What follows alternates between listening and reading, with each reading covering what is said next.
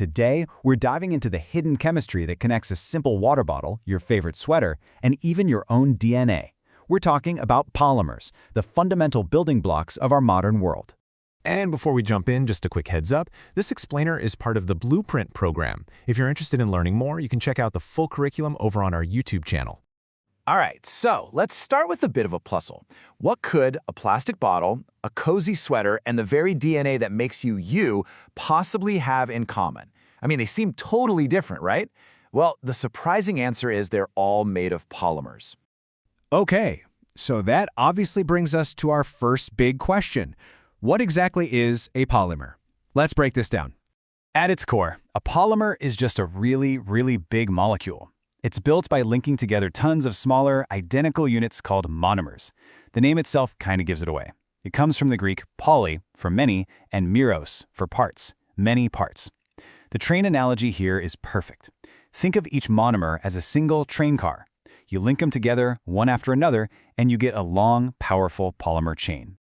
And this isn't just some man-made industrial thing. Oh no, nature has been the master of polymers for billions of years. Just look at this. One of the most famous and important polymers on the entire planet, DNA. It's a completely natural polymer, and it holds the blueprint for pretty much all life as we know it. That's right, the code of life is written in polymers. Now, to understand how we build many of these chains, we need to meet the key player in this whole process, the radical. A radical is a super unstable and highly reactive molecule. Why? Because it has an unpaired electron. You can think of it like a live wire. It's desperately, aggressively searching for another molecule to connect with so it can finally become stable. And it's this intense reactivity that really drives the whole polymer-making process.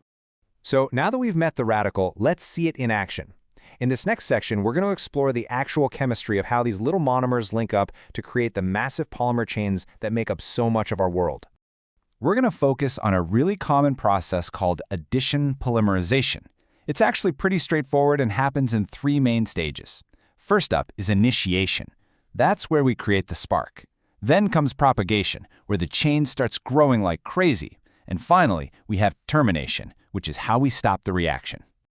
But you know, theory is one thing. Let's make this real. We're going to walk through these three steps by looking at how one of the most common plastics on the planet gets made, polyethylene. This is the stuff in your plastic bags, food containers, you name it. Okay, step one, initiation. It all starts with an initiator molecule. We hit it with a little energy, usually heat or UV light, and that energy is just enough to snap its chemical bonds apart. And when it breaks, it creates two of those super reactive free radicals we were just talking about. This is the spark that's going to light the whole fire.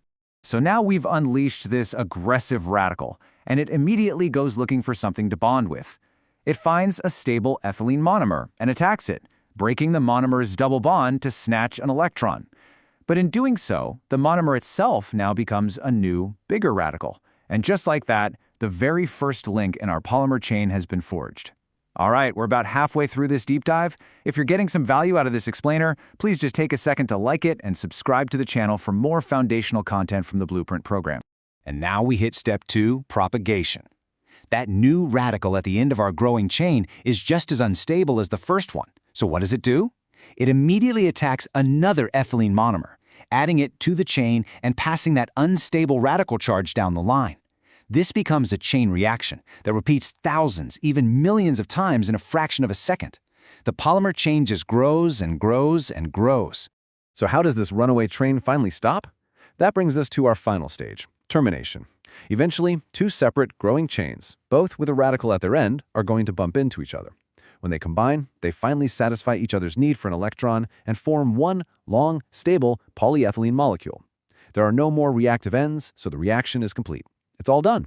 So now that we have the basic recipe down, let's zoom out and explore the incredible diversity of the polymer universe. It is absolutely amazing how tiny little tweaks to that recipe can create a whole world of different materials. This chart shows just a handful of common polymers.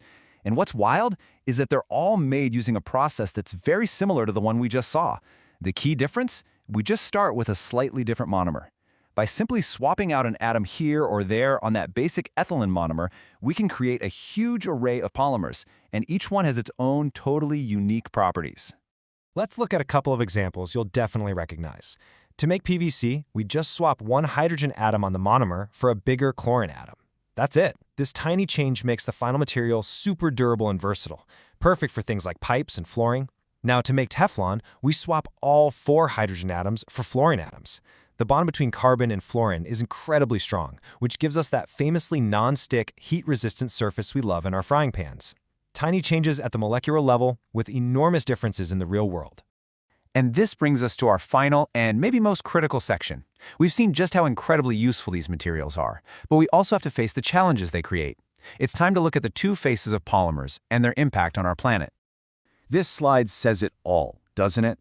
On the left, you have nature's polymers, like wood and cotton. They are perfectly integrated into the cycles of life, growth, and decay. But on the right, well, that's the challenge of our human-made polymers. They're designed to last forever, and that incredible durability means they can persist in the environment for hundreds of years, leading to pollution on a massive scale.